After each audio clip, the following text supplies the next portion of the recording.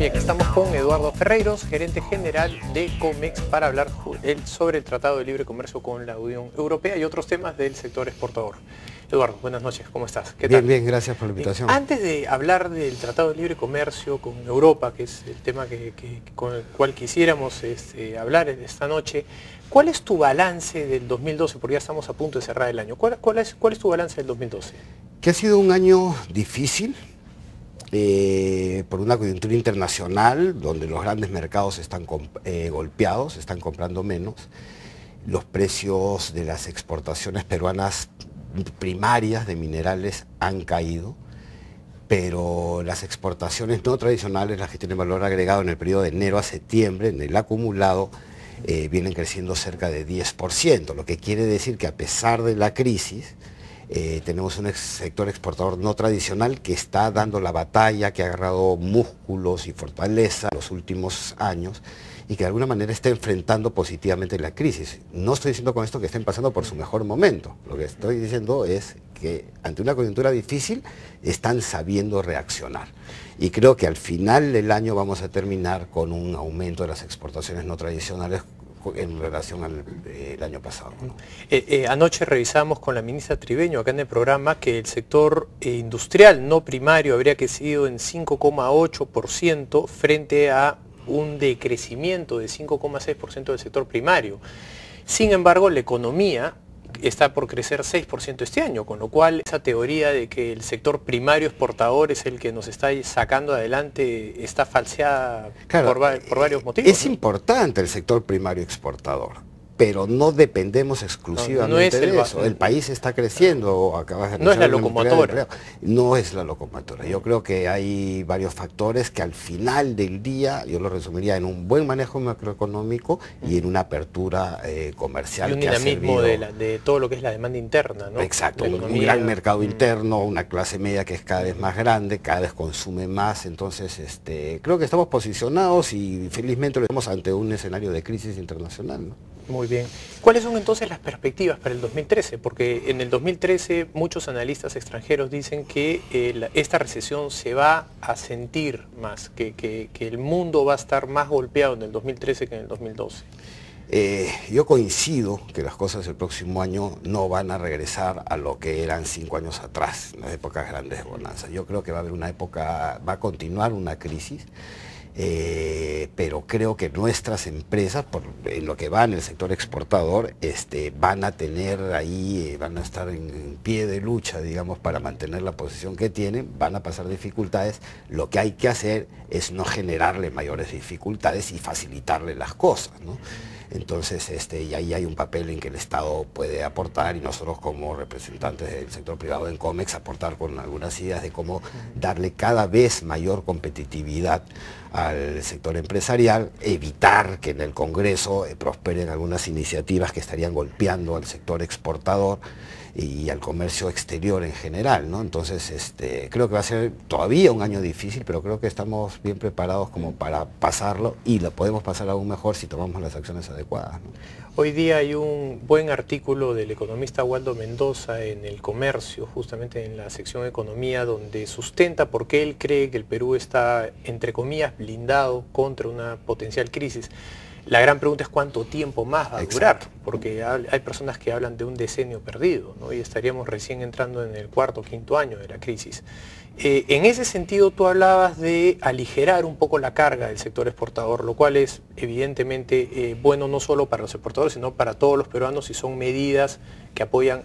¿Cuáles son esas restricciones que ven ustedes hoy día al crecimiento? Mira, los exportadores, y para referirme específicamente al comercio exterior, están viendo una serie de dificultades, desde temas que van con la rigidez del sistema laboral, cada vez está resultando más caro contratar, ya el mismo crecimiento está encareciendo la mano de obra. El otro día hablaba con un empresario agrícola en Arequipa que me decía que ya los trabajadores prefieren irse a otros sectores, a la construcción, a la minería, y cada vez están subiéndose. O sea, hablar de sueldo mínimo es una fantasía, porque no hay sueldo mínimo, simplemente hay el mercado y la dinámica, y me parece bien, está colocando mejores salarios pero que tengamos legislación que hace más rígida la contratación, que la encarece y que hace, por lo tanto, llevar a algunos hacia contratar informalmente, yo creo que eso deberíamos poner atención. Tenemos dificultades, por ejemplo, con el tema portuario, ¿no? O sea, han habido concesiones, ¿no? Exacto, o sea, se han concesionado el puerto del Callao, que mueve la gran cantidad de contenedores, están funcionando, se está invirtiendo, pero podemos tener puertos de primer nivel, pero si no tenemos el acceso a los puertos de manera eficiente, no puede ser que un container se demore del Callao a Chorrillos 5 horas, simplemente porque la línea de container. Entonces tenemos que, ¿a dónde queremos llegar?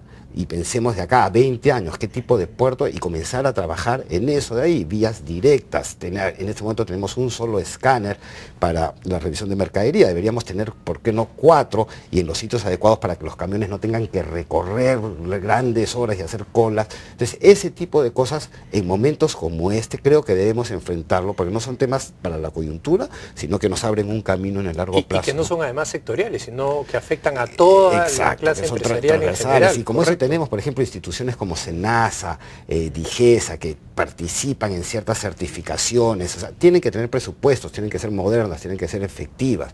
No puede ser pues que no tengan presupuestos para atender varios requerimientos para que entren nuestros productos a distintos mercados. Entonces, hay que invertir en eso, que beneficien de manera transversal a los distintos sectores, ¿no? Entonces creo que por ese lado va la cosa, más que pedir beneficios específicos para un sector económico, ¿no? Sin ninguna duda. Cuéntanos por favor un poco sobre específicamente el Tratado de Libre Comercio con Europa.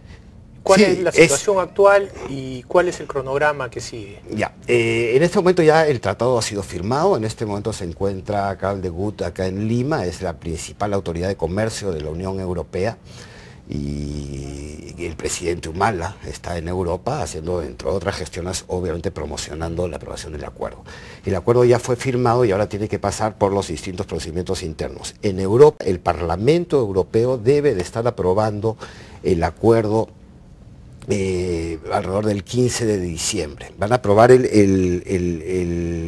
acuerdo, que va a permitir que provisionalmente entre en vigencia y que no necesite pasar por la aprobación de cada uno de los 27 parlamentos de los países que conforman la Unión Europea. Entonces, por el lado europeo, el camino está ya más o menos marcado y podrían estar en condiciones de poner en vigencia, sobre todo lo sustancial, la parte comercial, provisionalmente, que entre en vigencia ojalá el 1 de febrero. En el Perú, el tratado ya se envió al Congreso de la República,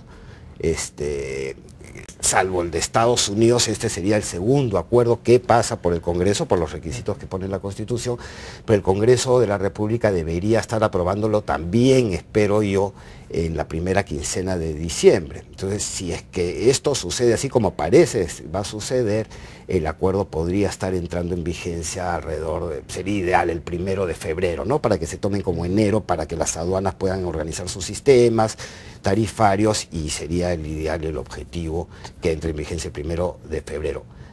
Tremenda noticia. Ahora, muchos dicen, ¿no? En época de crisis, ¿cómo se te ocurre poner en vigencia un tratado con el sector? Justamente. Pero justamente están cobrando menos, pero al comprar, no han dejado de comprar. Es un mercado de 500 millones de personas que tienen ingresos de 30.000 en promedio y van a tener que seguir comprando. O sea, qué mejor que comprarlo de donde le sale más barato, y le va a salir mucho más barato si lo compran desde el Perú, porque no van a tener que pagar aranceles, ¿no? Entonces yo creo que esas son las cosas que a veces pues uno no ve y que son parte de aprovechamiento de una crisis. Hay que sacarle lo bueno a las eventuales crisis. Sin ninguna duda. Además, los principales socios comerciales son, bueno, Estados Unidos, China y Europa, y en cuanto a inversión extranjera directa, los dos primeros son europeos. Europa es nuestro principal socio comercial si lo vemos como bloque. Los 27 países europeos en su conjunto son nuestro principal socio comercial, tanto como mercado de destino de nuestras exportaciones, como inversionista directo extranjero en el Perú. Entonces es un gran socio. Entonces esa noticia, hay muchos exportadores que vienen esperando para poder ser más competitivos al que se le elimine el arancel, para poder aumentar sus exportaciones a Europa. El proceso ha sido largo porque sí hubo que traducir el acuerdo que se negoció en su momento a 22 idiomas o 23 idiomas distintos que hay en la Unión Europea, pero ya estamos pues en la puerta del horno y y creo que vamos a tener un buen resultado, ¿no? Mira, Perú, una de las grandes claves del desarrollo, sin lugar a dudas, ha sido la apertura comercial, ¿no? Y ya estamos hoy día negociando con 90% de nuestra cartera de exportaciones e importaciones dentro de tratados. ¿Con quiénes quedan de ahora en adelante? Mira, acá hay que continuar y terminar lo antes posible, y ahí el Perú está cumpliendo un papel de líder en la negociación del Acuerdo Transpacífico. Es una negociación compleja que busca al final del día ser el área de libre comercio de APEC, pero ahora tenemos 9 países y se acaba de incorporar México y Canadá. Pero vamos en la ronda número 15. Nosotros esperamos que comiencen ya a cerrar capítulos y que veamos la luz al final del túnel muy pronto, y que esto sería una señal importantísima. Es el proceso de negociación más importante del mundo, y el Perú está teniendo un papel de liderazgo ahí, está empujando para que las negociaciones avancen. Estamos terminando de negociar un acuerdo con Tailandia. Yo creo que lo que se viene por adelante es fortalecer las negociaciones de la Alianza del Pacífico, que creo que es un proyecto interesantísimo, mirando al futuro y en una integración con el Asia de los países que tenemos la misma visión de desarrollo. Eso es importante, pero creo que es importantísimo comenzar a negociar un TLC con la India, un acuerdo de preferencias arancelarias con la India, un mercado enorme que importa muchísimo 1.200 millones de personas, a nosotros, claro. Y dentro de poco va a sobrepasar a la China en población. Y viene creciendo sistemáticamente a tasas importantes, entonces ser socio de ellos. Ellos no tienden a tener acuerdos tipo TLC, donde hay muchas materias sobre la mesa, pero básicamente negocian aranceles y una reducción arancelaria. Por ejemplo, tienen aranceles de hasta 30% en productos agrícolas. Y nosotros podemos proveer de alimentos a tremendo mercado, eliminándonos un 30%, imagínate el potencial de crecimiento que tenemos, ¿no? Extraordinario. Te agradezco muchísimo, Eduardo, por la visita. Gracias. Ojalá por te tengamos pronto para hablar de algunos otros temas. Genial, Gracias. cuando quieras. Gracias a ti. Bien, vamos a una pausa y regresamos.